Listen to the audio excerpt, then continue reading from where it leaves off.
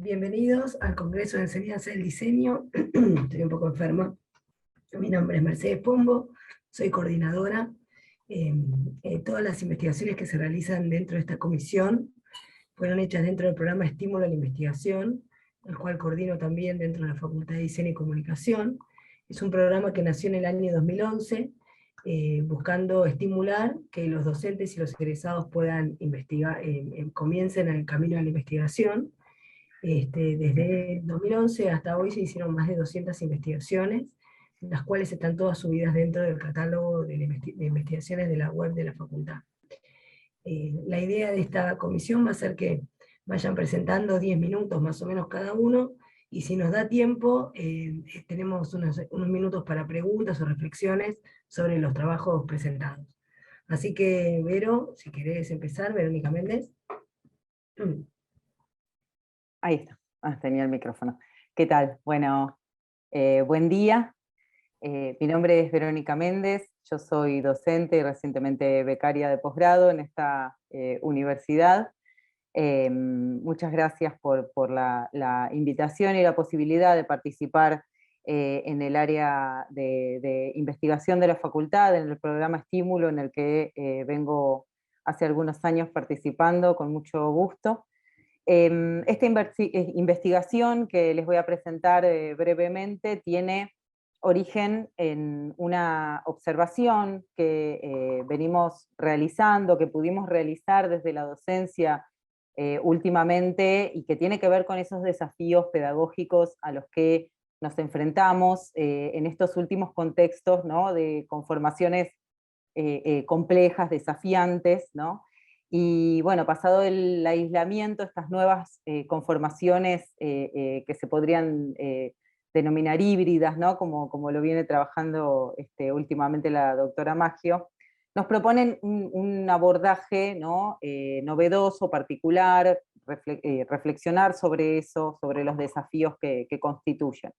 Entonces, en este sentido, estas formas de construcción de sentido en este contexto requieren, ¿no?, entiendo, nuevos formatos que van más allá del espacio físico o virtual sincrónico del aula, ¿no? Estas nuevas conformaciones educativas y estrategias pedagógicas que son producto de las adaptaciones de estos últimos tiempos son principalmente las que motivaron esta investigación.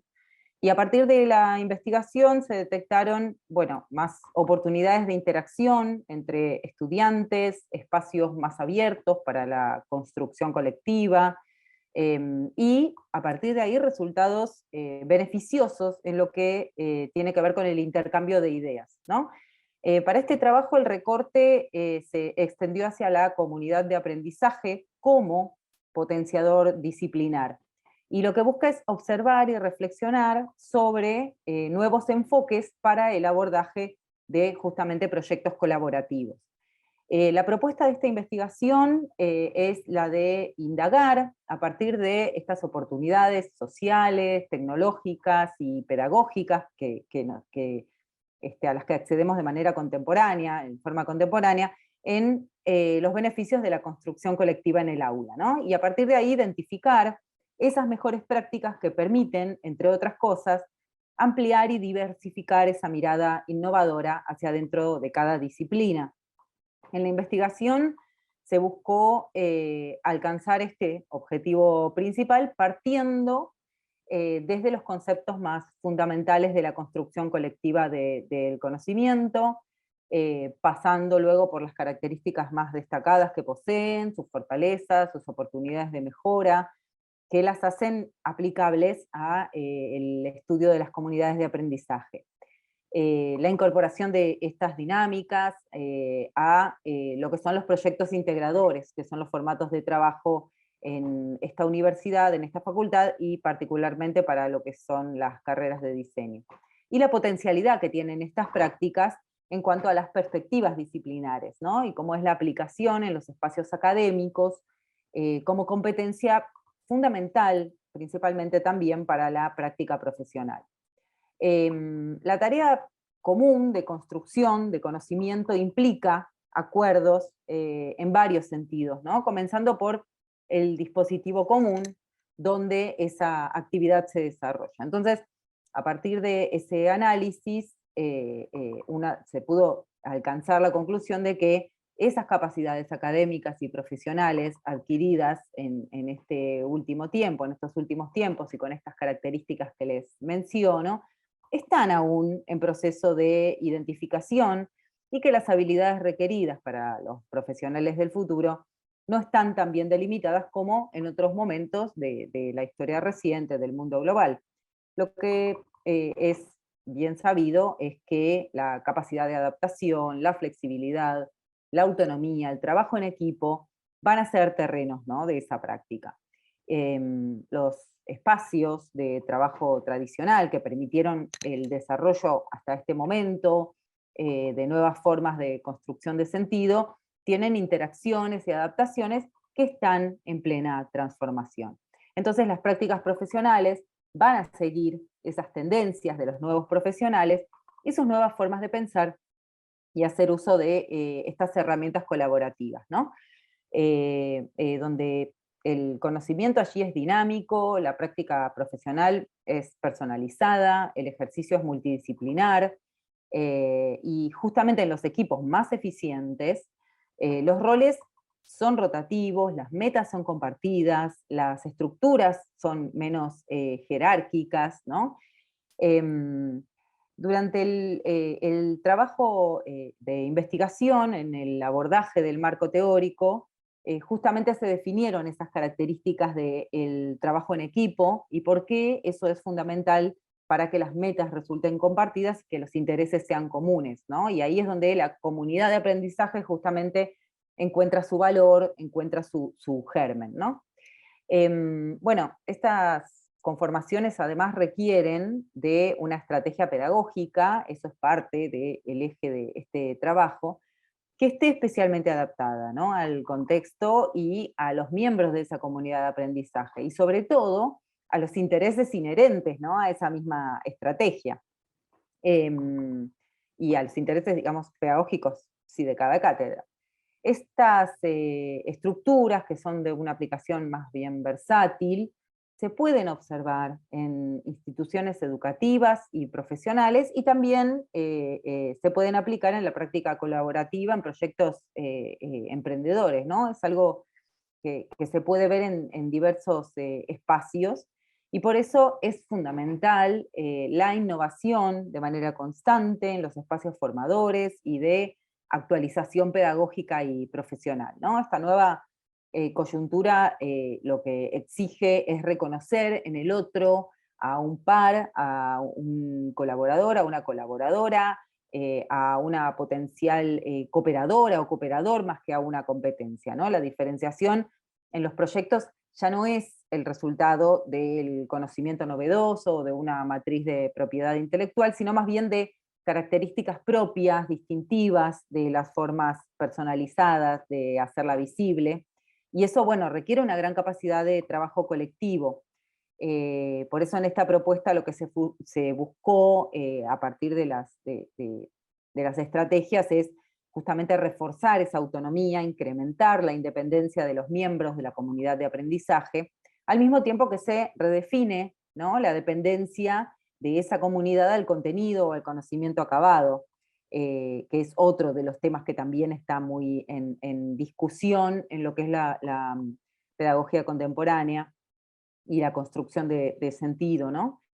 Esta diversidad contemporánea de oportunidades sociales y tecnológicas se puede articular con las capacidades pedagógicas que están disponibles en esas instituciones que son las más innovadoras, ¿no?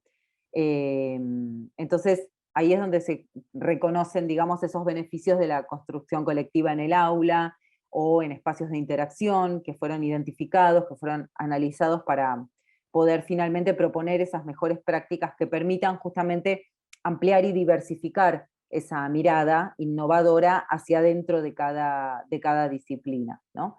Por eso se entiende que la vanguardia educativa la conforman las comunidades de aprendizaje, donde los conceptos de tiempo y de espacio se transformaron, se reconfiguraron, y el trabajo por proyectos es lo que predomina en la gestión cotidiana, profesional, como les decía, emprendedora, y en la organización de la producción también académica, ¿no?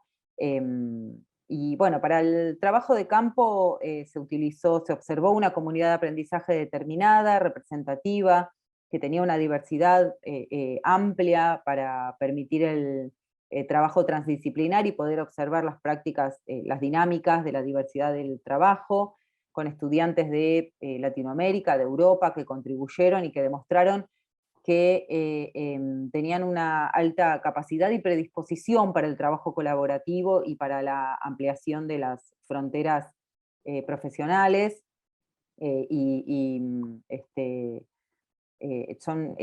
se conformó por estudiantes en el último recorrido de su trayecto académico, y bueno, digamos, como conclusión, lo que entiendo es que las y los estudiantes comenzaron un camino hacia nuevas comunidades, hacia nuevas conformaciones profesionales y de espíritu emprendedor, que sus límites están difusos, pero que son sus prácticas innovadoras las que van a edificar esas nuevas prácticas profesionales, donde se unifique esa construcción de sentido a través de la creación de contenidos colaborativos, transversales, de fuentes múltiples, de fuentes accesibles.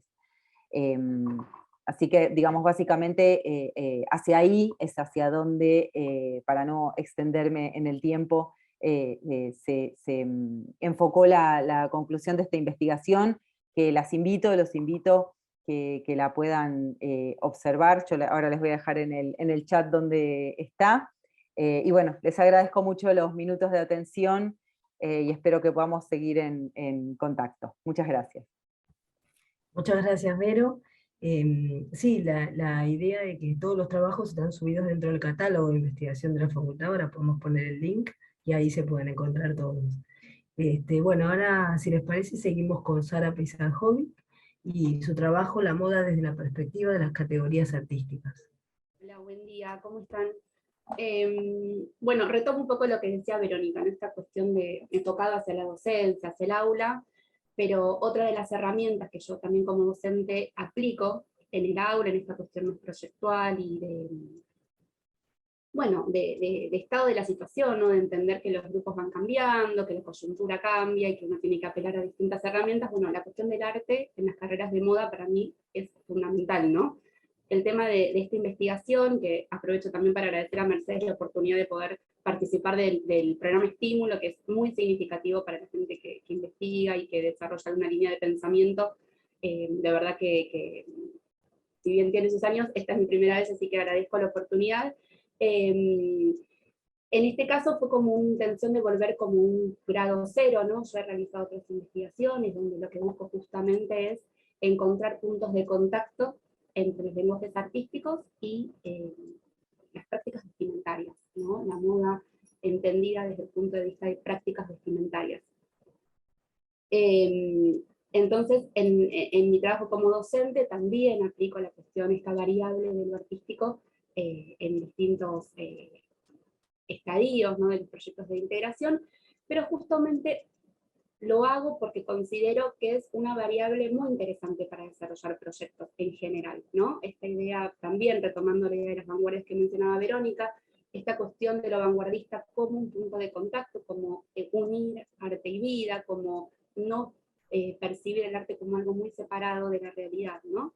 Entonces, en el campo que más me compete, que tiene que ver con las prácticas vestimentarias, yo ubico determinados casos concretos de vínculo entre el arte y la moda. Y esta investigación, justamente lo que se propone, esto que yo mencionaba, volver un grado cero, plantear como las bases de a qué me refiero yo con vínculos, ¿no? Entre moda y arte. Entonces, lo que voy a percibir de algún modo es esta cuestión de apropiación, en un buen sentido, más desde el punto de vista de lo artístico, ¿no? De las prácticas vestimentarias en relación al arte, a distintos lenguajes artísticos.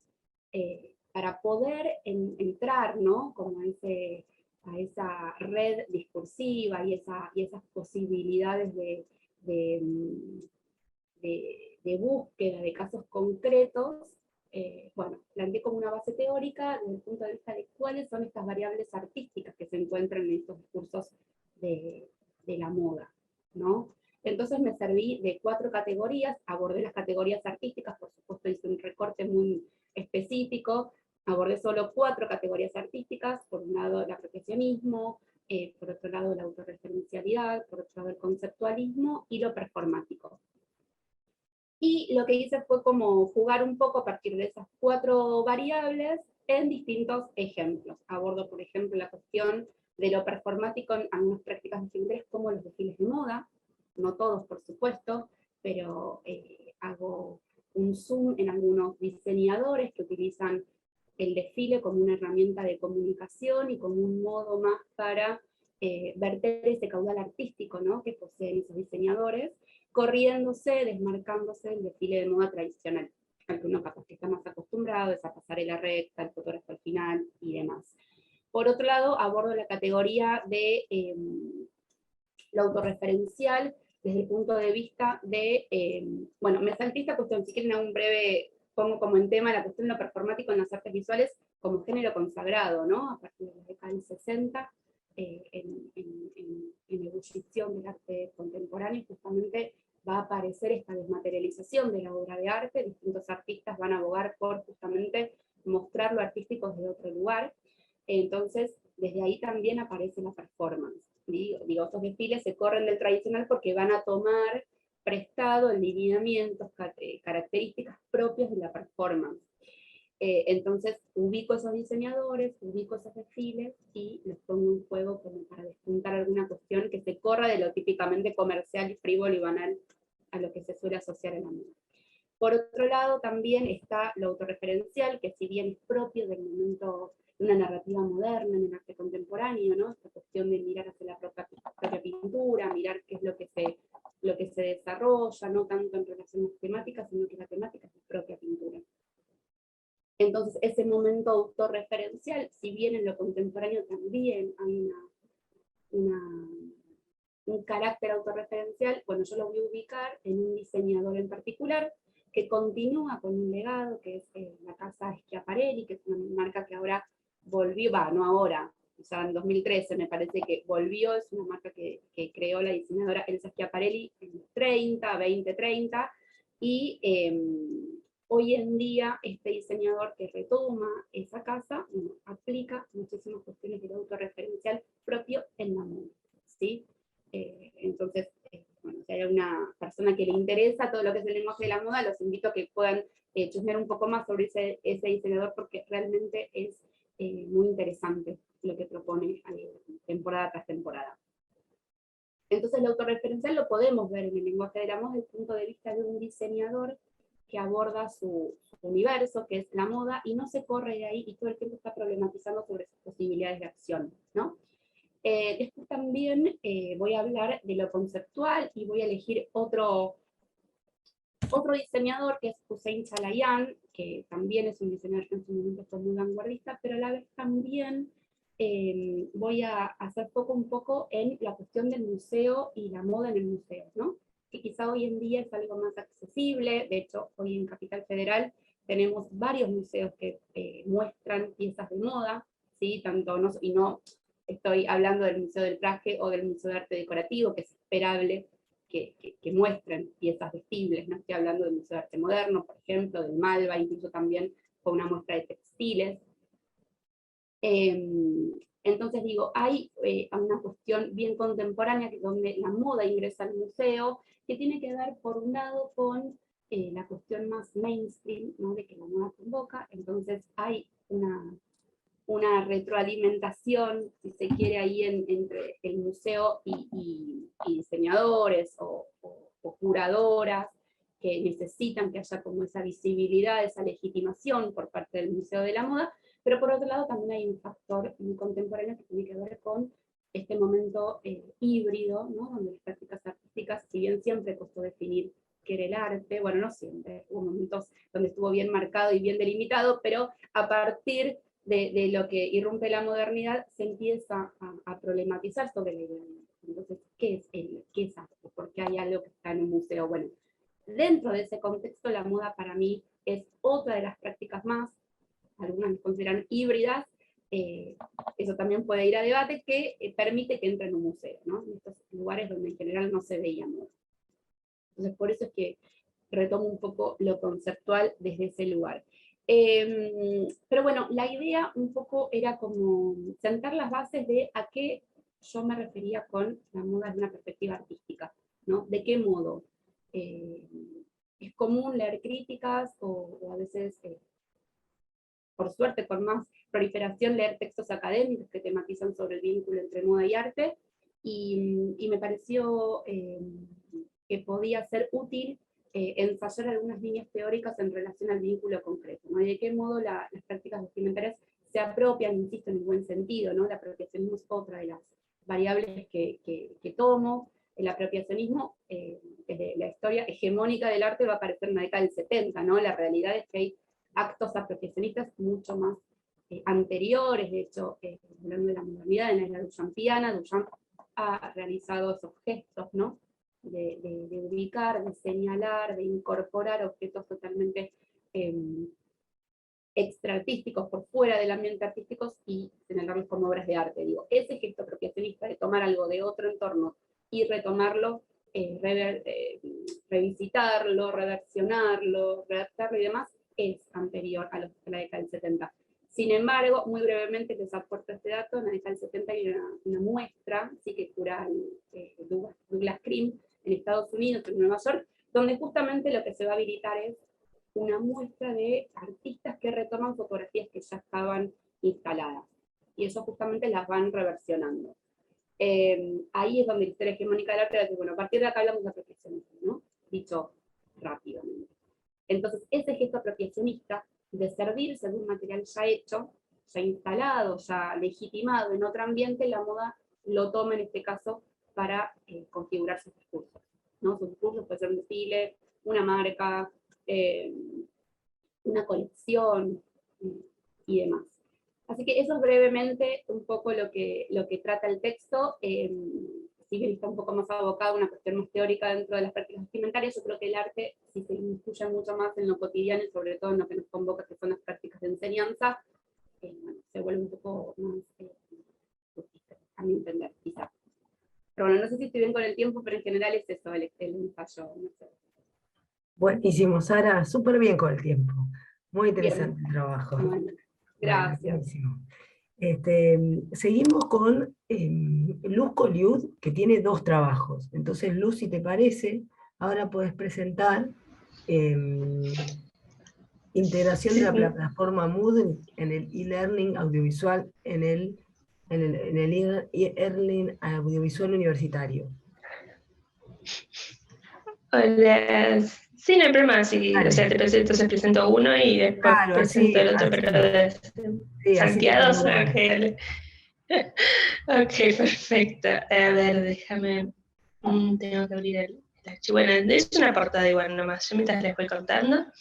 Bueno, en el primero de las investigaciones que estoy presentando hoy, la idea es un poco tratar sobre la plataforma Moodle. No sé si ustedes conocen Moodle, o sea, la mayoría acá de la UP, ¿no? Yo soy docente aquí de la UP, de Introducción a la Investigación Online, y el Moodle es como Blackboard. Si nosotros que estamos acá en la UP, conocemos Blackboard.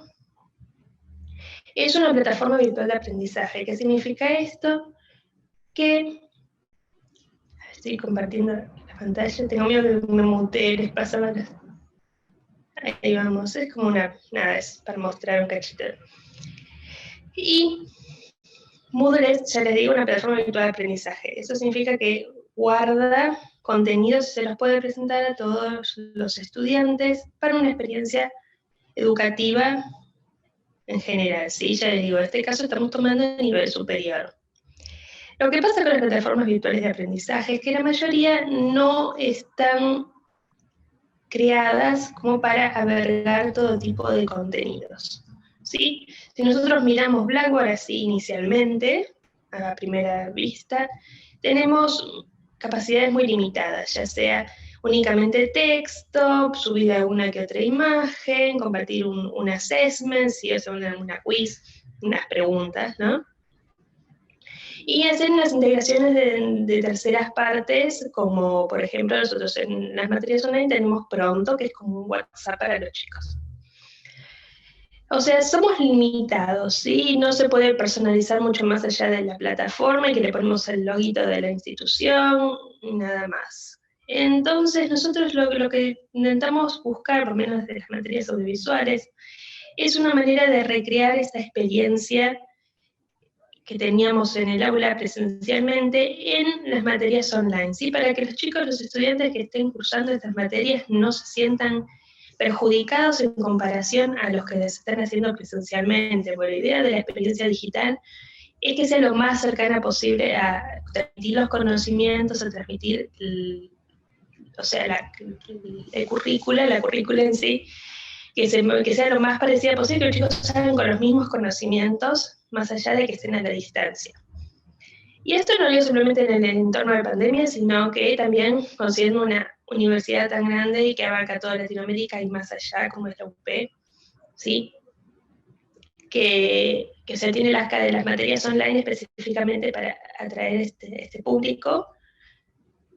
Y entonces, cuando tenemos una plataforma de aprendizaje tan limitada, lo importante sería realmente conseguir una que pueda recrear esta experiencia de la mejor manera posible. Por lo tanto, yo en esta investigación lo que hago es analizar la plataforma Moodle. ¿Qué es Moodle? Es una plataforma gratuita, ¿sí? Está creada por la empresa, o sea, es una empresa, pero es una fundación sin fines de lucro. Por lo tanto, tienen disponible el código de Moodle a todos, o sea, van incluso haciendo mejor, ¿sí? Están desde 1999.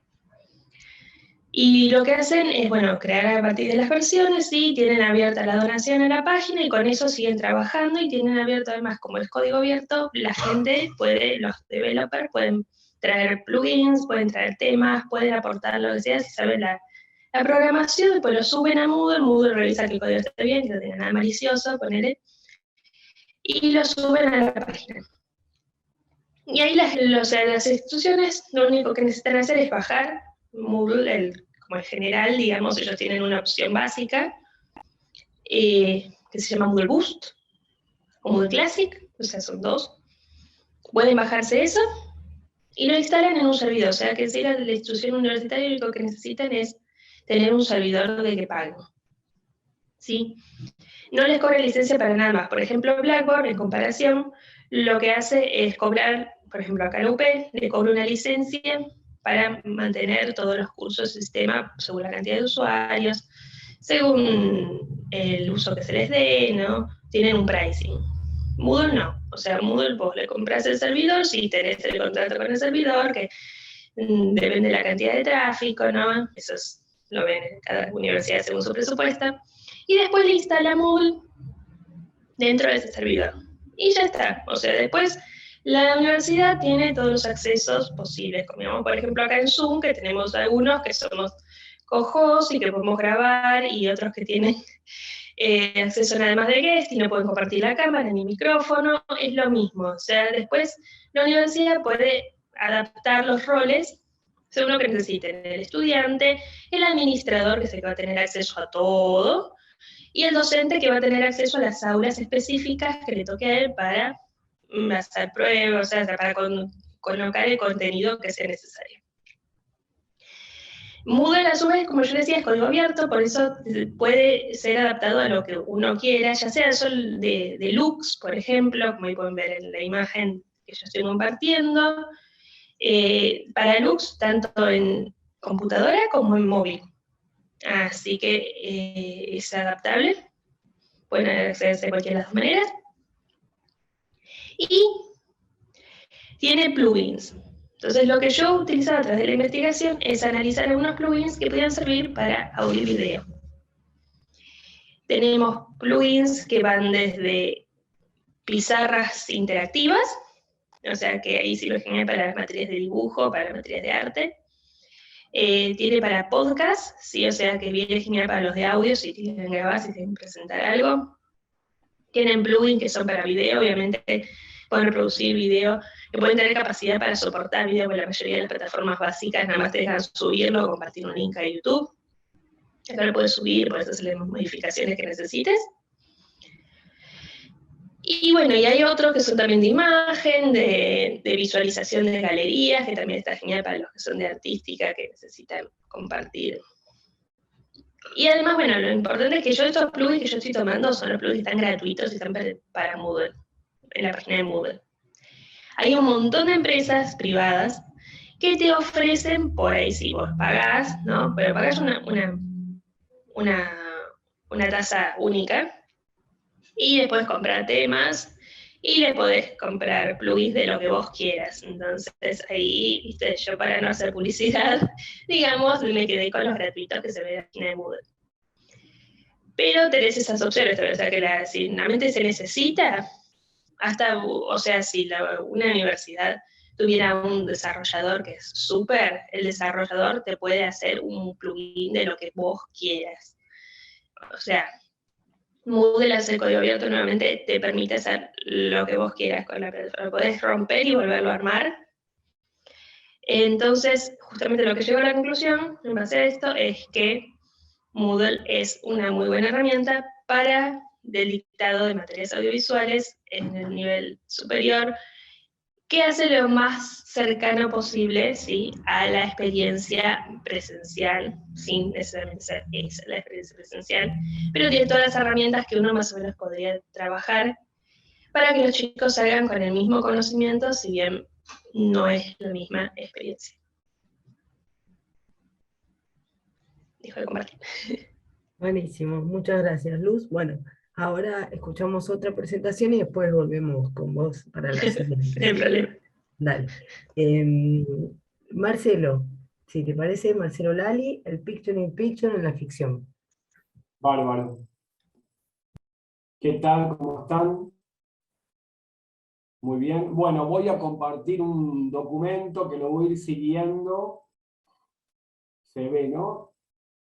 ¿Se me escucha bien? Sí, perfecto. Bárbaro. ¿Qué tal? ¿Cómo están? Bueno, mi nombre es Marcelo Lali, soy docente de la Facultad de Diseño y Comunicación de la Universidad de Palermo. Este trabajo forma parte del programa de estímulo a la investigación y se trata en este caso de una investigación disciplinar. Bueno, es un trabajo que está en proceso y le cambié el título. Ahora se llama Los Screen Life como terror social. Se evoca, digamos, a lo que tiene que ver con... Perdón, me voy a poner el cronómetro. A lo que tiene que ver, obviamente, con el audiovisual de ficción. Y aborda, bueno, tiene como objeto de estudio a películas hechas íntegramente con pantallas, donde todos los personajes se ven a través de monitores, como es el caso de la película Unfriend, de Levan Gagnic de 2014, Profile, una película un poco más actual del 2018, o Searching, también del 2018, este tipo de películas. Da una cantidad de producciones que aborda la impunidad de las redes sociales y la fragilidad de las personas frente a su uso. La investigación toma como elemento de estudio estos films que han trabajado sobre el tema desde una mirada de género fílmico, enmarcándose en los thrillers y los films de terror. La pregunta es por qué, de alguna manera, lo que moviliza la investigación, apoyadas en el footage, que es, digamos, ya es casi considerado un género, y el footage significa metraje encontrado, metraje intervenido, y en la dinámica de los reality llevados a la ficción. Estas películas hablan de cómo los Big Brothers, o entidades omnipresentes, aplican a estos verosímiles de discurso. En estos films la tecnología es el antagonista, nadie sale de la pantalla, lo que genera una puesta en escena asfixiante. La hipótesis plantea que en los screen life, ya que esté la palabra life en este nombre, en esta denominación, habla de la vida, o sea, la vida por pantalla, ¿no? El efecto de conmoción se debe al aislamiento y la ubicación de un dispositivo no humano que media entre los personajes, y por eso el diseño de la puesta en escena responde al thriller. Hay siempre un dispositivo que separa a las personas, pero que sin él es imposible que se puedan comunicar. Los géneros cuyo objetivo es ordenar bien a films para su estudio y su producción, todavía se resisten, o no es frecuente encontrar este tipo de recursos en comedias o en melodramas. La ficción audiovisual y el contexto, ¿no? Como para contextualizar, bueno, un auge de las social medias, la hipertecnologización en las relaciones laborales y obviamente la pandemia. Si bien los films que estoy trabajando son anteriores a la pandemia, por lo menos los que consideré válidos a ser trabajados, en su expresión audiovisual, la ficción cinematográfica, obviamente es impactada por el impulso de estas nuevas narraciones desde un sentido dramático y estético. ¿Se ve que estoy roleando el documento? ¿Se ve que lo estoy pasando? Pregunto. Sí. Perfecto. Bueno, voy a hacer un muy breve recorrido histórico de pantallas dentro de pantallas.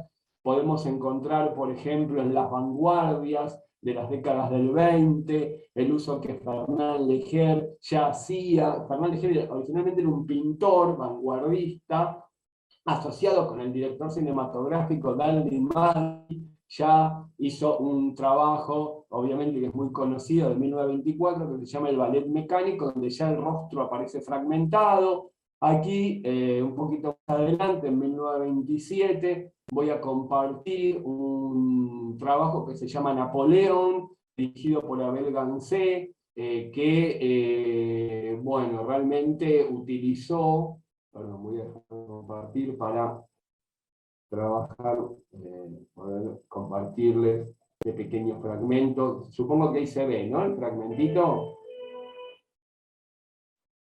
Sí, se ve. Perfecto.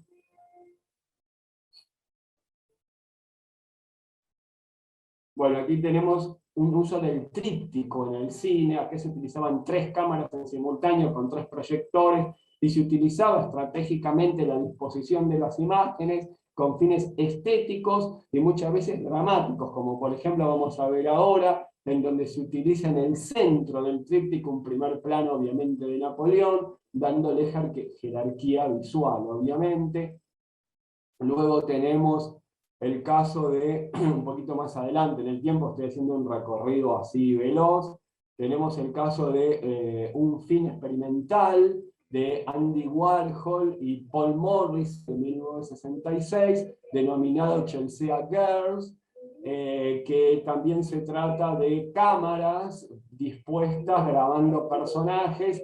Tanto esta película dura 3 horas, la de Abel Gansé 5 horas, y este film de Warhol es considerado un antecedente del reality. La diferencia es que obviamente plantea otro tipo de elementos y estaba hecho en cine, ¿no? Muy bien. Y finalmente, perdón, voy a compartir, bueno, esto lo voy a compartir luego, voy a volver al documento que estaba trabajando. Luego tenemos ya en la década del 80 directores como Brian De Palma, que utilizaban la pantalla partida con fines puramente narrativos, dramáticos, y con una idea completamente ajena a la de Warhol, en el sentido de vanguardia y experimentación, de lo que era casi una renuncia total al guión de la ficcionalización, a diferencia de Gansé, con fines más que nada revisionistas y pictóricos al armado de estos trípticos.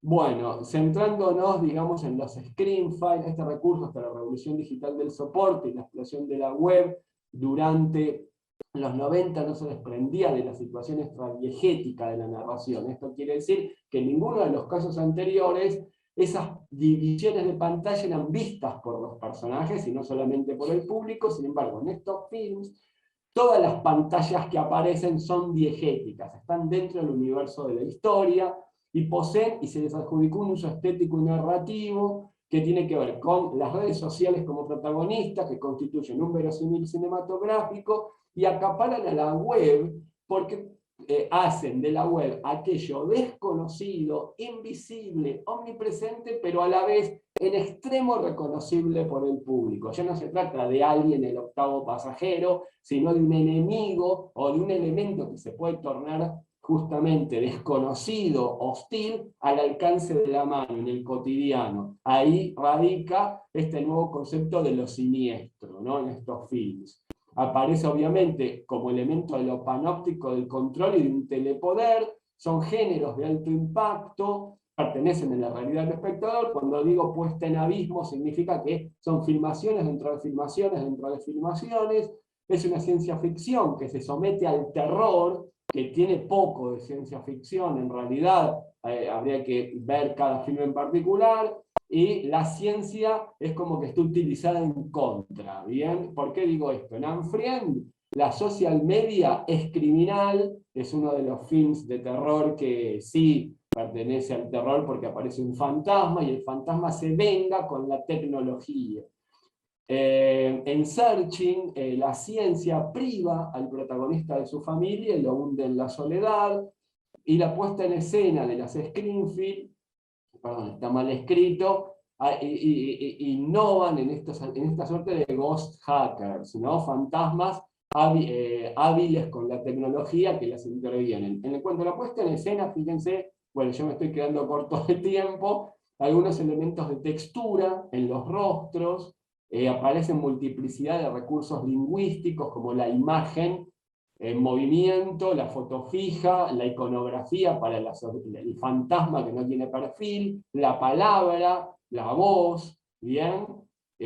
Paso rápido, cuando los personajes, digamos, en lugar de utilizar la destrucción del rostro, del cuerpo, realmente, ¿no? Se utiliza la deformación del rostro a través de los defectos, como puede ser el pixelado, los drops, con funciones dramáticas. Se destaca que, obviamente, la sistematización del primer plano y de la voz exige un nivel de actuación superlativo, que realmente es muy interesante cómo, a diferencia del arte dramático y de las habilidades de la cámara de cine clásico, en estos géneros nos apoyamos en el rostro, bien en el talking head, pero en un sentido mucho más dramático. La luz es predominantemente baja, tenue, mostrando obviamente mucho sector oscuro. El espacio tiene un uso dramático del fuera de campo. El sonido plantea una inteligibilidad justificada por desperfectos técnicos. Y voy a pasar rápidamente a algunas conclusiones, porque ya estoy viendo que me quedo sin tiempo. Y bueno, aparece la nueva máscara del relato, dado que la filmación cualquiera, ¿bien? O sea, cualquiera me estoy refiriendo a casual, entre comillas, con eso todo puede registrarse y exponerse, lo que plantea un ocultamiento de la omnisciencia. Los medios al unísono significan que hay posibilidad de simultaneidad espacio-temporal. Todo el film se puede desarrollar en un único espacio y tiempo porque trae de otros tiempos un montón de información a través justamente de la tecnología. Aparece una destrucción de la unidad del yo porque la mirada no se sabe de quién es, sin embargo se dice que es de un personaje, pero luego esa subjetiva, como mirar el personaje, deja de serlo, sin justificación. La casa del golem, me estoy refiriendo a quien cuenta ahora es la máquina, ¿bien? Sin que nosotros nunca podamos verlo, y finalmente se accede a una multiplicidad de puntos de vista dado por un solo filtro justamente que converge en esta multiplicidad de pantallas. Bueno, se me agotó el tiempo, muchísimas gracias, y bueno, gracias. Dejo de compartir. Buenísimo, Marcelo, muchas gracias. Súper interesante el trabajo. El trabajo de Marcelo está en proceso, dentro de poco ya lo va a entregar y ya va a estar para subido en el catálogo también. Celina, sigue Celina Marco. Hola, ¿qué tal? Dale. Buenísimo. Me encantó la presentación. Voy a ver Blowout de Brian De Palma del fin de. Bueno, yo un poco, mi trabajo tiene que ver con el videoarte. Yo había trabajado la obra de Leticia Obey, que bueno, es una gran prolífica videoartista de nuestro arte argentino, y pertenece a una camada de artistas que hacia 2001, 2003 empiezan a realizar experimentaciones en video. y un poco conforma como esta generación de artistas que hoy tienen como una mediana edad, ¿no? Y que también fueron como la primer camada de videoarte que se dio en nuestro país.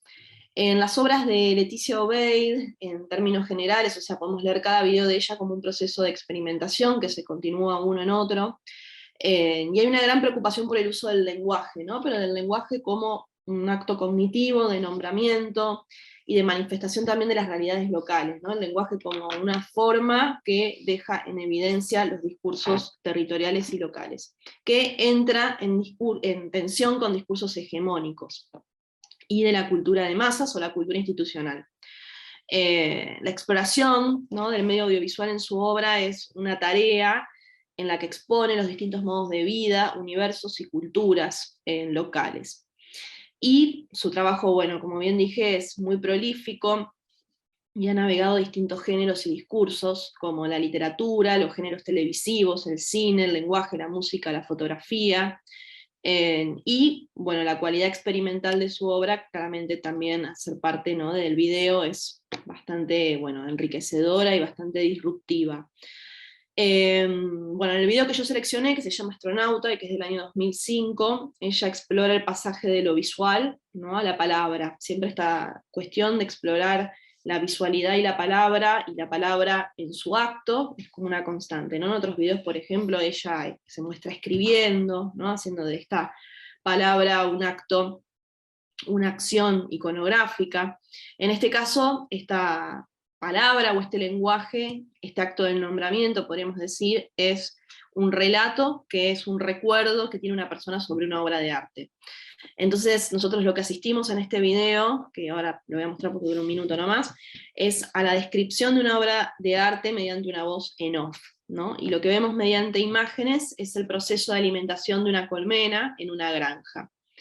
En la descripción que la voz en off realiza, en una primera y rápida aproximación, responde a una escena de una obra de arte flamenca, pictórica, del siglo XVII, que es de Vermeer, ¿no?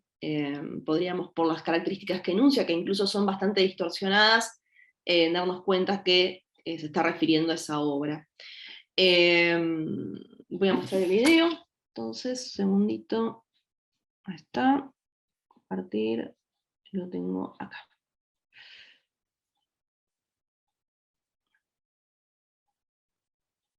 Y el cuadro es de una mujer que está, con la cofia esa holandesa, con el traje ese tan protestante que tenía, con la pollerita. Y está en la cocina, me parece, haciendo algo, o amasando, o alguna gilada así.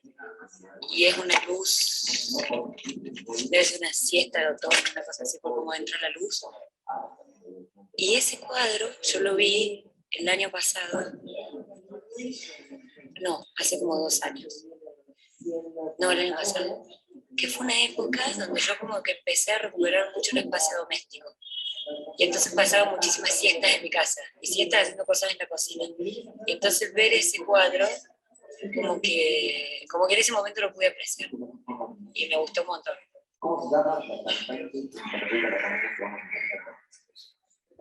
Esto es una serie de trabajos, no es el único video que ella tiene. Pertenece a una serie más grande que se llama Relatos, ¿no? Y un poco en esta descripción de la obra, ella vaga también a través de apreciaciones diversas, imprecisas, ¿no?, subjetivas, y un poco a través de la manipulación y reordenación, el artista somete de algún modo las referencias de la historia del arte y les da una nueva visión, y les da también una nueva lectura, ¿no? Un poco mis objetivos para el trabajo fueron analizar las operaciones de cita, ¿no?, y apropiación que suceden en este video respecto de esta gran obra del arte europeo, que es La lechera de Vermeer, y un poco ver cómo estas operaciones de cita y apropiación se dan en el contexto de la producción local. Luego detectar las nuevas configuraciones que reciben estas referencias pictóricas al ser reinterpretadas a través de la memoria, del relato oral y del recuerdo, y cuáles son también los vínculos que el artista establece con las obras pictóricas que referencia, ¿no?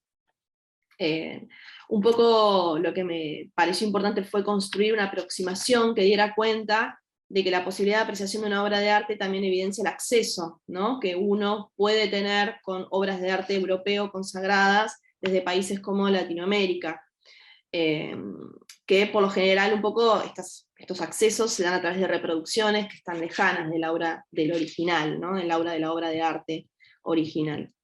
Y esta distancia de algún modo va asignando modos de abordaje culturales que son diferentes, ¿no?, respecto a los de otros países. Y construye una mirada particular sobre la pintura, que da una libertad de apropiación de imágenes. Un poco lo que se filtra en este video es que la posibilidad de interpretación de esta imagen, ¿no?, puede estar vinculada a vivencias localistas, y esto me llevó un poco a plantearme una hipótesis de que en la obra del artista Leticia Obeid, el video es una estrategia para evidenciar que el lenguaje y el conocimiento y la cultura son atravesados por vivencias territoriales y de acceso, lo que genera una apropiación particular de estas obras de arte consagradas e institucionales, que pretenden imponerse como únicas y hegemónicas, ¿no? Estas tensiones e instancias culturales presentes, desde territorios alejados como los nuestros, también dan cuenta de otras tensiones culturales que pueden leerse hacia adentro en nuestro país, ¿no?, entre aquellas existentes entre nuestro interior y la concentración y gran hegemonía cultural que existe en nuestra capital, Buenos Aires, con pretensiones cosmopolitas, ¿no? Esto lo vemos un poco evidenciado en cómo el lenguaje de la persona que narra el video proviene claramente de una entonación del interior. Eso es como bastante interesante. La artista, bueno, es cordobesa. Y bueno, y como conclusiones, un poco me interesó establecer, evidenciar como el choque semántico, ¿no?, entre las tareas rutinarias de una granja que evidencian las imágenes, se contrapone al discurso del recuerdo, y para esto un poco trabajé a un investigador que se llama Rodrigo Cañete, que él habla de la noción de trauma en la fundación del arte argentino, ¿no?, en el ADN del arte argentino, proveniente de la veneración de obras de arte europeas, ¿no? Y esto un poco lo podemos ver cómo en la obra se materializa en el anhelo del recuerdo, de reconstruir el recuerdo de una obra europea, que la artista, que bueno, es la que narra, vio en un viaje, y como un poco también la cultura institucional de la obra que se describe, es una obra que claramente está inmersa en discursos institucionales, podrían también de algún modo equipararse con las tareas rutinarias de una granja, ¿no?, como la cultura institucional pasa a estar reglada como las tareas que implica administrar una granja, ¿no? Un poco el elemento también disruptivo de este anhelo por ahí cultural, hegemónico, es la entonación regional, ¿no?, del locutor. Ahí es donde un poco se ponen en evidencia estas cuestiones más territoriales que filtran el recuerdo. Y un poco la obra propone, ¿no?, desde mi punto de vista, una propuesta anticolonial, ¿no?, para desarticular el esquema dominante cultural, en este anclaje territorial que el relato oral propone, que inaugura las preguntas por las propias tensiones culturales identitarias internas, en este modelo hegemónico, ¿no?, que de algún modo podemos ver cómo se reproduce hacia adentro, entre la centralización cultural existente entre Buenos Aires y el dificultoso reconocimiento de una escena cultural federal. Bueno, eso sería todo. Buenísimo, Celina, muchas gracias. Gracias a todos. Muy interesante, estuvo muy bien ver el corto ese. Pequeño. Sí, cambia mucho. Cambia porque se entiende mucho más todo. Sí, obvio. Muchas gracias. Bueno, y seguimos entonces con Rodríguez Soyfer Solange, de la violencia de masas a la violencia digital en Twitter. Hola, ¿cómo están? Voy a ponerme el reloj para no consumir demasiado tiempo. Bien, bueno, muchas gracias siempre por este espacio que insisto que me encanta porque aprendo muchísimo de diferentes corrientes, así que siempre es bienvenido. En este caso, mi trabajo de investigación tiene que ver un poco con la forma de comunicación que plantea Twitter y dentro de las formas nuevas de vincularnos, la violencia, ¿no? Entonces, este trabajo surge a partir de...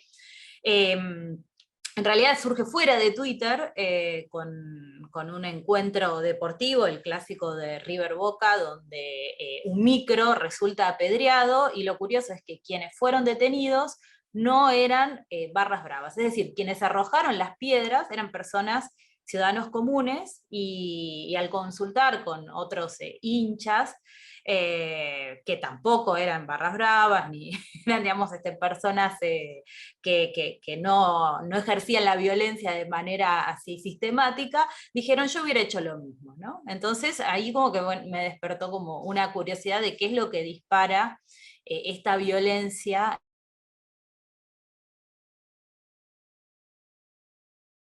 Que se llama Delfina Piñatielo, que era una nadadora olímpica. Digo era porque justamente hace un poco más de 2 meses tuvo que retirarse, siendo una chica que posiblemente tenga como mínimo 8 años más de carrera si hubiera podido continuar, y en parte la razón tiene que ver justamente con la violencia de masas digital, ¿no? Esta actitud de la hoz y la antorcha digital para acabar, ¿no? Atacar de manera sistemática a alguien. Y la hipótesis tenía que ver justamente con lo que se conoce como engagement o compromiso, cómo la violencia genera más compromiso en las redes sociales, cómo genera más interacciones, y sin embargo, esto no es potestad de lo que se conoce como los trolls y los haters, ¿no? Sino que esta agresividad se puede detectar en individuos atípicos. La idea del proyecto fue empezar a investigar cómo en el caso de esta nadadora fue la evolución por fuera de la disciplina del deporte, ¿no? Cómo empezó a adquirir popularidad en una disciplina que de pronto no está tan en el foco de los medios masivos, como puede serlo, por ejemplo, el fútbol, y esta deportista comenzó a tener una relevancia a través de los medios digitales, ¿no? Entonces, lo que se hizo es lo que se conoce como un sentiment analysis, que es un análisis de sentimiento en Twitter a partir de la evolución desde que ella comienza y gana en los Juegos Olímpicos de la Juventud en 2018 2 medallas, a su paso por los Juegos Olímpicos de Tokio, donde resulta última. Estamos hablando de 8 competidoras en el mundo, ¿no? No es que resultó última de, no sé, 500 nadadoras, que aún así no merecía ese ataque. A raíz de esta situación, ella es completamente atacada en Twitter, ¿no? Se produce este ataque, y se empezó a analizar quiénes eran aquellos que estaban detrás de este hate, ¿no? Como de este hateo, como se le dice, y se descubrió en este proyecto que eran usuarios reales, no eran trolls, ¿no? Y los que más interacción tenían habían emparentado su odio hacia la gestión del gobierno de la pandemia, que había afectado digamos, en su entender, ¿no? el desempeño y el entrenamiento de los deportistas de alto rendimiento. Y entonces ella queda en el medio del ojo de una grieta que obviamente no pidió, no tenía en ese sentido como una posición marcada, al menos desde el punto de vista público, si se quiere. Y esto, al comenzar a indagar con algunos pensadores, como por ejemplo Le Bon o Bourdieu, encontramos las definiciones con respecto a la masa, ¿no? Este oponente que pasa a ser el depositario de todo lo malo, ¿no? Pasamos del deporte a la política, en este caso, y también una idea de hipnosis colectiva, que la masa se convierte en una especie de alma colectiva, ¿no? Donde se produce un comportamiento completamente irracional, atípico, que no sería, ese comportamiento no se daría, vamos a decirlo así, en el modo presencial, ¿no? En la vida real. En ese sentido, también lo que encontramos es que los deportistas han encontrado también en las redes sociales una manera de, si se quiere, hackear los magros presupuestos que generalmente reciben, ¿no? Y empezar a ponchar ciertos aspectos de su vida, como si fuera una especie de Truman Show, para conseguir más sponsors. Ese fue el caso de Delfina Piñatielo, que comenzó de esa manera, obviamente derivó en otra cosa. Y también es muy interesante encontrar dos cuestiones más que a través de la neurociencia se descubre que las áreas que se encienden en el cerebro del amor son las mismas del odio, ¿no? Entonces esta idea de que del amor al odio hay un solo paso, y por el otro lado también esta idea del anonimato, ¿no? De ese yo escindido en las redes sociales, donde quien habla es mi avatar, no soy yo, y por ende ese avatar está dispuesto a tener actitudes que no son propias de mi yo real. Hay otro tema vinculado con este anonimato, que es un caso muy relevante en psicología, que es el de la cárcel de Stanford, donde hicieron una simulación en la que los participantes se dividían entre guardias y presos. La idea era, bueno, por supuesto, analizar el comportamiento durante una semana. No se llegó a completar la semana porque inmediatamente la escalada de violencia fue tal que incluso los propios investigadores se empezaron a convertir en guardiacárceles, ¿no? En intendentes, en vez de justamente cumplir su rol de investigadores. Y todo arranca, según digamos, la persona, el investigador que estaba a cargo de este trabajo, todo arranca con pedirle a estos guardiacárceles, a los guardias, que usen lentes de sol. Este simple acto le dio como un anonimato, ¿no? Cierto anonimato. Del mismo modo que esto opera en redes sociales, ¿no? Esta idea de que nosotros, de nuevo, no somos nosotros exactamente. Otra de las conclusiones tienen que ver con que no solamente estos tweets de odio generaban más engagement, sino que las personas que estaban involucradas no tenían nada que ver con el deporte. No era que eran seguidores de Delfina Piñatielo, sino que simplemente, de nuevo, como decía Le Bon, transformaron a esta nadadora en digamos, el foco de su odio, en este caso expresado contra el gobierno, ¿no? Entonces, es muy interesante también analizar cómo, digamos, nosotros mismos, ¿no? Tenemos que replantearnos hasta qué punto no estamos pasándonos hacia ese rol en nuestros comentarios, en nuestras participaciones, ¿no? Y pensando cuáles son las consecuencias. En el caso inicial de Delfina fue cerrar sus redes sociales, y finalmente la conclusión fue que dejó directamente el deporte, ¿no? Que la escalada de violencia le obligó a una deportista de élite a dejar lo que podríamos decir su máxima pasión. Así que estas son más o menos las conclusiones, creo que estoy en tiempo, así que muchísimas gracias. Buenísimo, Solange. Sí, re bien el tiempo. Y súper interesante, la verdad que es impresionante lo que estabas contando. Muy bueno el trabajo. Bueno, y queda Luz Coliú, que te queda el otro trabajo, la adaptación de los cines argentinos durante la pandemia COVID-19. Sí, ahí estoy. Nada, compartiendo la otra portada, no es nada importante, digamos. Bueno, en este trabajo lo que yo hago es una crónica de cómo se adaptaron los cines de Argentina entre 2020 y 2021. Sí, este trabajo lo hice ya llegado a finales del año pasado, así que supongo ser una crónica bastante correcta. Hoy en día, o sea, es 2022 en adelante, ya los cines están más o menos en la normalidad. Sí, ahora mismo en las vacaciones de invierno están todos los chicos apiñados en los cines, viendo películas con sus abuelos y padres. Así que Pero bueno, sabemos que entre 2020 y 2021 hubo una emergencia sanitaria en base al COVID.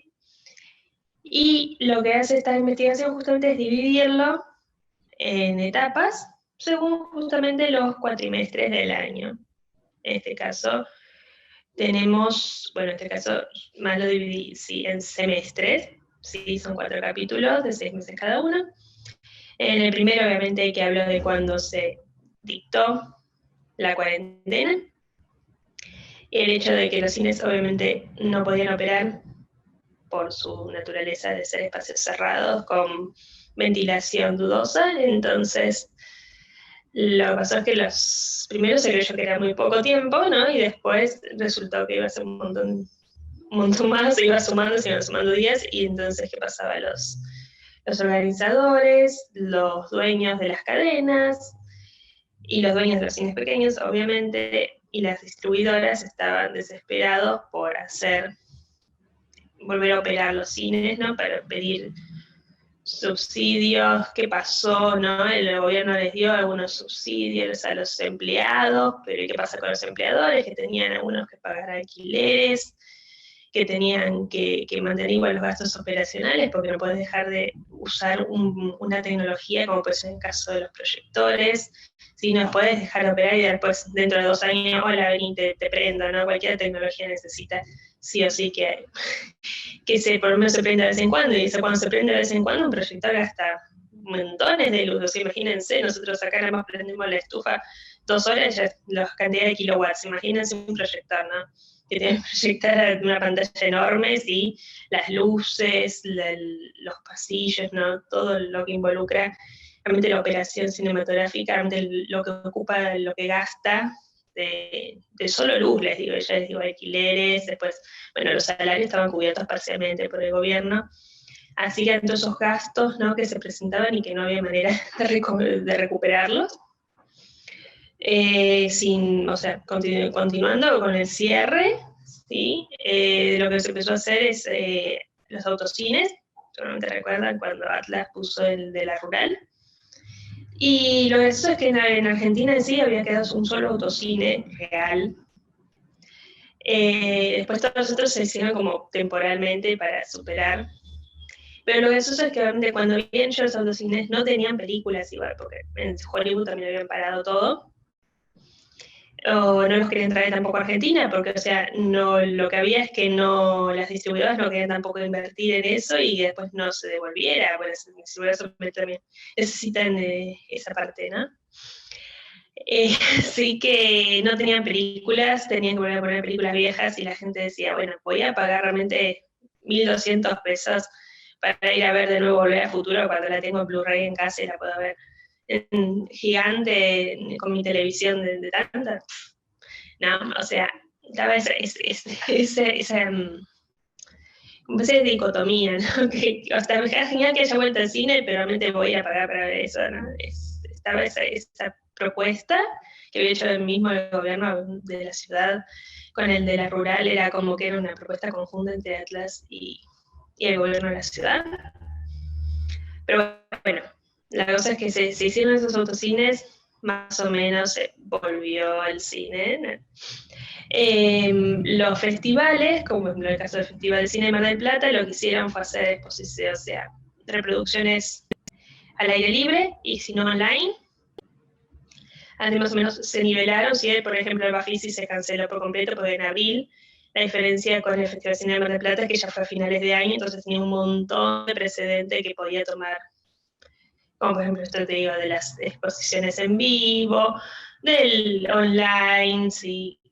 Ya se habían hecho un poco más familiarizados con las plataformas que podían utilizar para reproducir las películas, pero nuevamente no había tampoco tanto, porque se había parado todo con la pandemia, así que estamos todos más o menos en la misma, ¿no? Después en 2021 ya los gastos que se les producían a los cines se agravaron, ¿sí? Así que muchos tuvieron que terminar cerrando, como pasó por ejemplo con el Cinépolis del Caballito. Yo me pongo mal porque yo iba siempre al Cinépolis del Caballito, entonces para mí ahora, yo sé que ahora, de hecho justamente es el Cinépolis cerró, y lo compró Atlas, así que ahora es el Atlas de Caballito. Pero para mí no es lo mismo, nunca más va a ser lo mismo. Pero claro, justamente esto pasa, ¿no? De que estaban alquilando ese espacio dentro del shopping y los gastos ya se habían hecho insostenibles, entonces cerraron su operación de ese cine y más adelante lo compró Atlas. Lo mismo pasó, por ejemplo, con el Arteplex.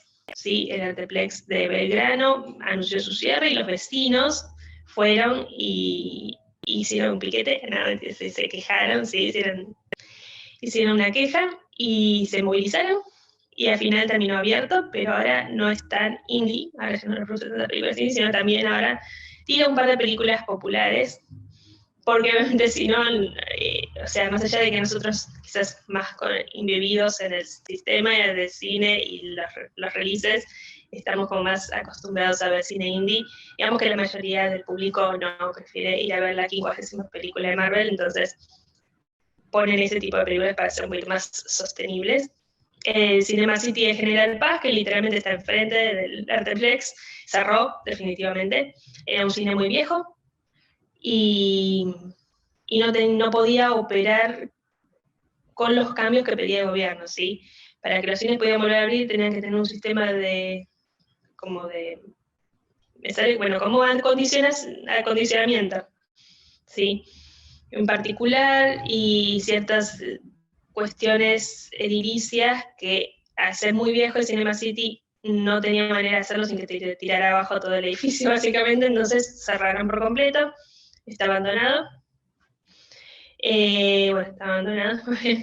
y bueno, y después, la última etapa justamente del trabajo es ya cuando empezaron a abrir de nuevo, ¿sí? Cuando pusieron los aforos y las distancias entre asientos y cómo fue abriendo de a poco el cine, cómo fueron llegando las personas hasta lo que conocemos al principio de 2022, sí, que fue el pase sanitario, que bueno, tenían que presentar el pase sanitario para poder entrar a la sala y disfrutar la película. Así que bueno, y hoy en día ya sabemos que ahora, por más que creo que todavía está en vigencia, nadie lo pide, créanme, el otro día fui al teatro, fui con el teléfono así, mostrando y ni me lo pidieron, así que olvídense. Ya no nadie le hace caso, estamos en Argentina, gente. Pero bueno, esa es la idea, ¿no? De hacer una crónica y en el momento cómo que pasaron, sí, como conclusiones, obviamente que los cines argentinos van a seguir estando, siguieron estando, por más que les pasó de todo literalmente, y que quizás hasta el día de hoy todavía no recuperaron esa inversión. Están muy caras las entradas, por ejemplo, pero es justamente por esto, no solamente por la inflación en general del país, sino que es por este gran gasto que tuvieron que hacer en su momento. Y bueno, y les costó bastante, todavía ya les digo, no deben haber recuperado todo lo que gastaron en ese periodo. Así que, bueno, tengamos fe en los cines y sepan que van a salir adelante. Así les sea lo que les pase. Déjame compartir. Ahí está. Bueno, muchísimas gracias, Lu. Bueno, terminamos con las presentaciones. Como vimos, son muy variadas. Los trabajos están muy buenos todos y son muy variados porque esa es la idea del programa Estímulo, que cada uno traiga el tema de su expertise o que le interese, que esté dentro del marco de la diseño y las comunicaciones y pueda hacer su investigación. No sé si alguien tiene alguna pregunta particular que quieran hacer o quieran hacer algún comentario. ¿Les quedó algo por decir? No, yo quería hacer un comentario con respecto a la última presentación que, primero, bueno, a mí particularmente me resulta muy triste porque yo soy de la época que iba al cine en Lavalle, ¿no? Como que había un montón de cines, pero a veces también pienso, y mi esperanza, es que en un momento decían que el cine estaba muerto y James Cameron consiguió la inversión para crear esta nueva tecnología del 3D estereoscópico que revivió a los cines, o sea que, no sé, es como la TV, ¿no? Que muchas veces se dice, no, la TV va a morir y sin embargo está ahí y seguimos hablando de ese medio, ¿no? Como que, nada, me parece como muy interesante también. Claro, como se resignifica. La última presentación. Sí, tal cual. Claro, claro, buenísimo. Buenísimo. A mí me gustaría, si les parece, porque para mí Marcelo estuvo buenísimo, me hubiera gustado escuchar un poco más las conclusiones de tu trabajo. Fue como muy rápido. Si vos querés darle Queremos saber más. Estoy entrenando con la Nos dejó con vocalización, suspenso. Porque como estaba con el No. tiempo recontra cortito, pero si ahora tenemos un ratito, que sea hacer un mejor cierre de tus conclusiones. Bueno, bien, sí, más que nada, digamos, respecto a las conclusiones, yo, bueno, tuve como una conclusión anterior que fue, digamos, les voy a compartir mejor les voy a compartir esto porque es algo que me pareció llamativo de este film, ¿no? Como digamos, al ponerle de nombre Screen Life a este tipo de films, yo acá estoy bien, están viendo ahí, ¿no? El video. Sí. O sea, acá lo que se muestra, yo lo que muestro en este video es un fragmento de una de estas películas. Vamos a sacarle el sonido porque encima está doblado.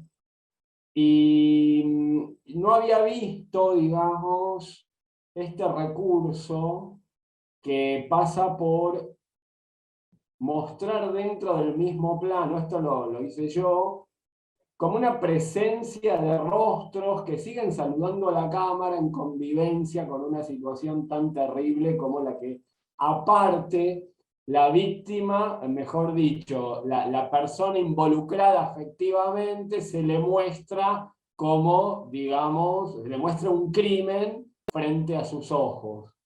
Ese nivel de impunidad, bien, que adopta en este caso este antagonista, no me había impactado a mí en particular tanto como pude haberlo visto en un montón de otras películas donde el nivel de perversidad obviamente está, pero pasaba por otro lado.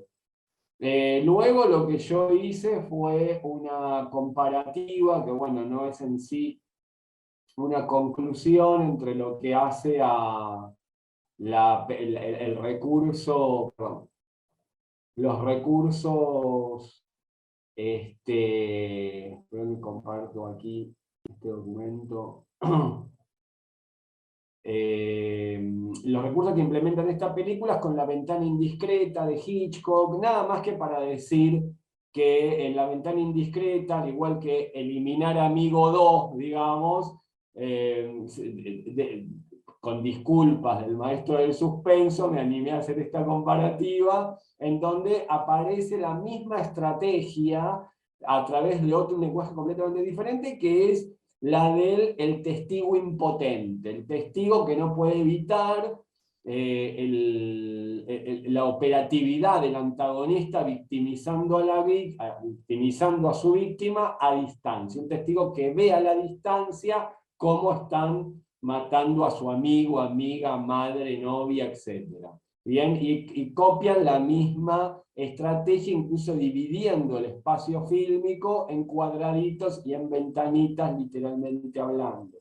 Luego, digamos, respecto a las conclusiones propiamente dichas, que son parciales, porque como dijo Mercedes, su trabajo todavía está en proceso, tiene que ver con destacar que como no hay prácticamente algo que esté fuera de pantallas dentro de la película, la situación de la cámara se vuelve invisible. Nosotros en el cine clásico vemos que la cámara de alguna manera siempre es algo que está en la exterioridad de los personajes, están vistos desde afuera. Pero acá esa exterioridad está oculta a través de las pantallas que supuestamente alguien siempre está viendo, y ese alguien parece pertenecer, ser un personaje más, pero a la vez no se lo muestra nunca en un contraplano. ¿Bien? No aparece el contraplano que te tranquiliza, como en el cine clásico, y vos decís, estábamos viendo desde este personaje. Entonces aparece, digamos, un doble juego, y que me pareció bastante inquietante cuando lo pensé. Respecto a lo que son los medios al unísono, me refería a que la posibilidad de medios, de vías de expresión, de la semiótica que tiene todo esto, permite que la escena se concentre en un mismo lugar y en un mismo momento. Todo transcurre, toda la situación de la historia transcurre en 1 hora y la del relato transcurre en 1 hora, pero a diferencia del plano secuencia clásico, acá hay un arduo trabajo de la postproducción en donde todo eso está completamente coreografiado, y prueba de eso es que yo he intentado hacer esto con cursos que, creyendo que por ser nativos digitales lo iban a sacar de una manera mucho más expeditiva, se les dificultó muchísimo hacerlo por 2 razones: por la exigencia de actuación en el elenco y por el trabajo de postproducción que requiere hacer este tipo de películas. Luego, digamos, otra cosa que me pareció interesante es que por primera vez íntegramente estamos realmente desde la mirada del dispositivo en toda la película. No estamos desde la mirada de la víctima, como suele ocurrir en los géneros del thriller o del terror. Básicamente, bueno, las conclusiones a las que arribé hasta ahora fueron estas. Así que muchas gracias por este tiempo suplementario, Mercedes. Buenísimo, quedó, está muy bueno el trabajo. Bueno, gracias. Bueno. Gracias. ¿Qué más, Verónica? ¿Querés agregar algo más? Bueno, la verdad que lo traté de condensar un poco como para que no me queden cosas fundamentales afuera, pero en principio este trabajo es el punto de partida. Yo les recuerdo que trabajaba sobre lo que es las comunidades de aprendizaje y cómo esa construcción colectiva del conocimiento viene a hacernos replantear, ¿no?, el trabajo colaborativo. Entonces, en ese sentido, bueno, digo, es parte de lo que voy a seguir trabajando, así que principalmente sobre, digamos, a partir de esto que les digo, que son las conclusiones básicamente del trabajo, que hay muchas cosas en redefinición y muchas cosas para seguir trabajando, y que todos los participantes de la comunidad de aprendizaje primero identifican estas particularidades, y por otro lado tienen un alto compromiso en la participación, en la identificación de estas características, y en la necesidad, ¿no?, de aplicación a partir de lo que son las conformaciones profesionales y académicas actuales. Entonces, bueno, es algo que me interesa mucho, en realidad desde hace mucho tiempo, básicamente desde que conocí a Pichon Rivière, a Pierre Levy, así que, digo, seguir trabajando sobre esto es parte de lo que voy a hacer ahora en esta maestría que estoy empezando, y así que, bueno, probablemente voy a seguir sobre eso, de esta cuestión más epistemológica de la construcción colectiva del conocimiento en aplicación en los ámbitos del diseño, ¿no? Buenísimo, bueno, muchas gracias. Bueno, y Marcelo, viste que te escribió también Luz, con el tema del Moodle, te pasó un link, ¿no, Luz? No lo vi el chat, ese, el de Luz. Sí. ¿Luz? Okay.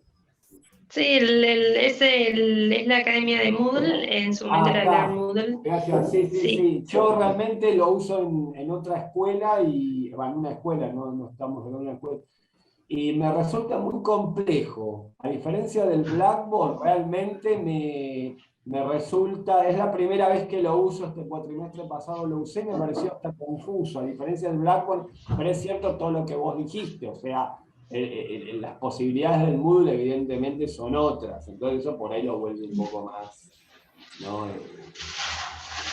no difícil, pero se necesita un poquito más de tiempo. No sé si es eso, si es el mismo Moodle que usé, pero Está muy bien, buenísimo, porque me re sirve lo que pasaste. Sí, ahí en la academia de Moodle está la parte para educadores, entonces ahí te enseñan un poco más a usar la plataforma y si mal no recuerdo, una vez que lo terminaste, dan un certificado. No sé, yo no estuve en Academy, o sea, yo hice el Moodle y después me certifiqué como Buenísimo. docente, como creadora como administradora y como creadora de plugins, pero no sé si es lo mismo en Academy, pero tenés el path para educadores y te muestra un poco también así más cómo lo tenés que manejar o cómo te sentís más cómodo. También depende del tema, no sé qué tema habrán usado en la escuela, pero puede ser, hay temas mucho más sencillos que otros, así bueno, que... disculpame, yo ni siquiera lo usé como aula virtual. Yo en esta escuela doy clases presenciales, pero todo lo que tiene que ver con trabajos, bibliografía, recursos, materiales, evaluaciones, es todo por Moodle. Y realmente la evaluación o la calificación, y no solo me pasaba a mí, le pasaba a otros docentes y a los estudiantes mismos, pero bueno, evidentemente es diferente a lo que uno venía usando, por ejemplo, acá en el Blackboard. Entonces, viste, aparte al estar vos presencial, como que la plataforma virtual de alguna manera a mí me pasa que cuando empecé de vuelta a dar presencial se me desdibujaba ya lo virtual, era como que lo había vuelto a poner en el cajón y no, sigue felizmente siendo un activo, que una de las pocas cosas buenas que nos dejó el aislamiento, ¿no? Bueno, buenísimo, gracias. Bueno, y Solange, ¿vos querés hacer algún comentario más sobre tu trabajo, que tenemos un ratito? ¿O está bien? No, bueno, la verdad es que el trabajo me entusiasmó un montón porque, bueno, encontrar un poco, entre comillas, ¿no? Respuesta a por qué está esta... De hecho, ya está como institucionalizado en Twitter. No sé si ustedes son usuarios de Twitter, pero está institucionalizada la violencia, ¿no? Como forma parte de la manera de vincularnos con los otros, esta idea de que en algún momento vas a ser foco de algún ataque, ¿no? Y digo, curiosamente me pasó algo, no del nivel de Delfina, pero sí me pasó de un tweet que había sido como bastante viral, y empezó a llegar un montón de gente, ¿no? Haciendo comentarios. Y lo mismo, ¿no? Cuando me fijo no eran seguidores, pero sí eran personas reales, ¿no? Entonces, digo, estamos todos expuestos a esto, no solamente una figura pública que de pronto uno podría decir, bueno, es algo más habitual y antes se hacía tal vez de una manera más centralizada a través de los medios, y ahora esto está completamente atomizado en cada uno de nosotros, ¿no? Cada uno de nosotros nos transformamos en un medio en sí mismo de comunicación, ¿no? Entonces, nada, me parece como, me gustó como entender un poco y reflexionar también nosotros qué rol cumplimos, ¿no? A nivel social, cómo nosotros nos manejamos también en las redes sociales y encontrar que hay motivos de diferente tipo. Otra de las aristas que surgen de estas investigaciones tiene que ver con el hecho de que tenemos estas especies de barrios cerrados digitales, donde nuestro feed, donde toda la información que a nosotros nos llega está específicamente verticalizada por el algoritmo, de acuerdo a lo que nosotros pensamos, refuerza nuestras creencias, ¿no? Entonces, si nosotros de pronto, no sé, nos gusta algo o odiamos algo, nuestros Twitter, nuestras cuentas van a tener el color, ¿no? de esa... de hecho, hay una investigación que la hicieron en Washington en la época de Lara San Juan, donde crearon 3 usuarios en Argentina, ¿no? Un usuario que era, digamos, a favor del gobierno de digamos, que era kirchnerista, vamos a decirlo, el usuario, otro usuario que era macrista y un usuario neutro. Entonces, esa investigación es muy interesante porque muestra la evolución de las tres cuentas, ¿no? Entonces, en una cuenta te muestran el mal manejo del caso de Lara San Juan.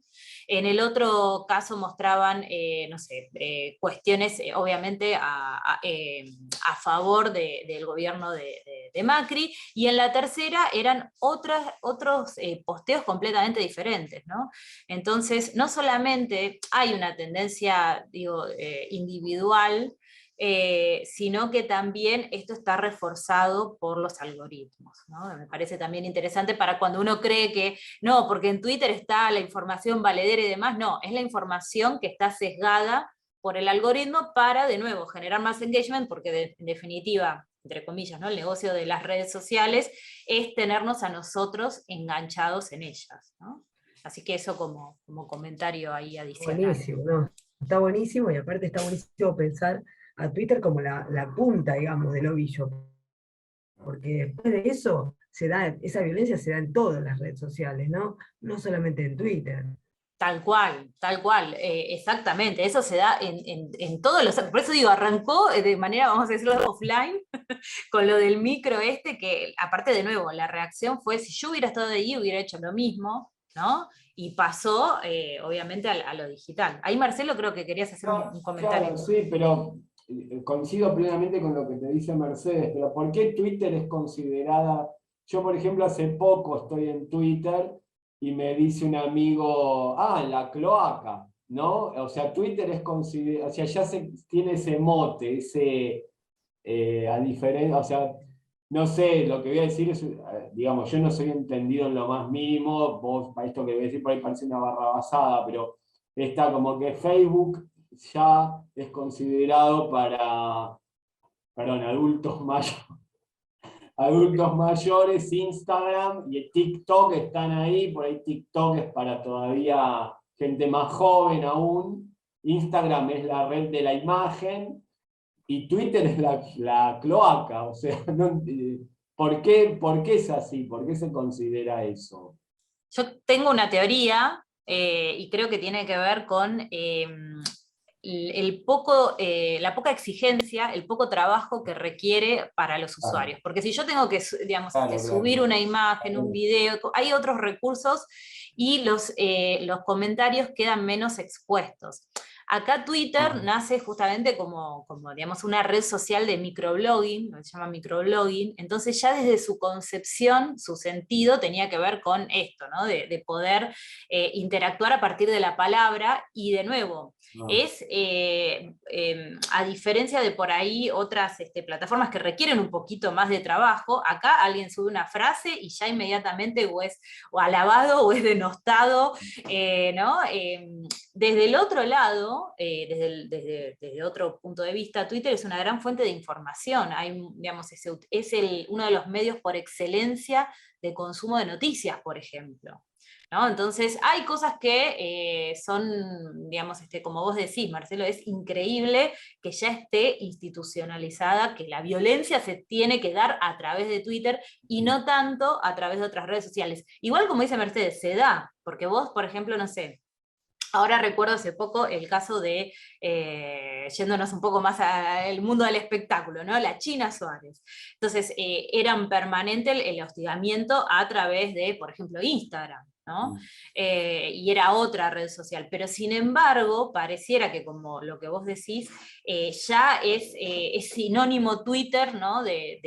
de la violencia. Y es también la plataforma elegida por los políticos también para ejercerla, ¿no? Pongo el caso de, no sé, las disputas, vamos a irnos un poco de Argentina, los comentarios provocadores de Donald Trump, ¿no? Entonces, digo, pareciera como que hay un ecosistema que también realimenta, ¿no? Como vuelve a alimentar esta violencia. Okay. Sí, tal cual. Totalmente. Pero bueno, súper interesante el trabajo, Solange. Sí. Para seguirlo también. Tal cual. Sí, estoy ahí tentada porque hay también otra cosa que a mí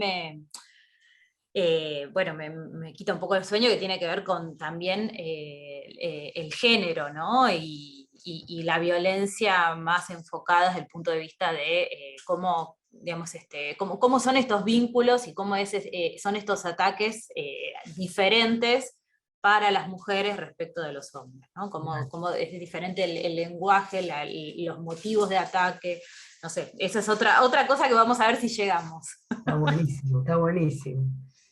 Bueno, buenísimo, muchas gracias a todos, y bueno, cerramos la comisión, muy interesantes los trabajos. Vale. Bueno. Bueno. Pero muchas gracias a todos, muy interesante. Gracias, Mercedes, también siempre por la calidez. Gracias, Mercedes, gracias. Gracias a todos. Chao, Chao, gracias. nos vemos. Chao, Vero. Chao, chao. Chao.